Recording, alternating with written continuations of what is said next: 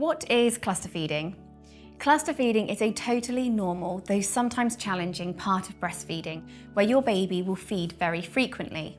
The key thing to remember is that there's rarely anything wrong with your milk supply when it happens.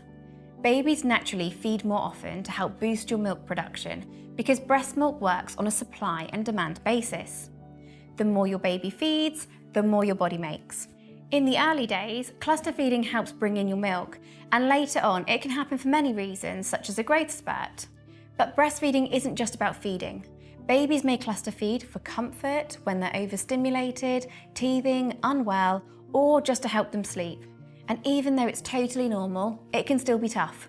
But keep in mind, it's just a phase.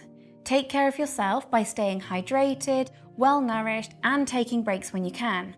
Switch up positions to stay comfy and make sure your latch is good to avoid soreness. If you're feeling drained, have some entertainment ready for those feeding marathons and don't hesitate to let family and friends lend a hand. And remember, cluster feeding doesn't mean your milk supply is low. However, if you're concerned, speak to a professional for support.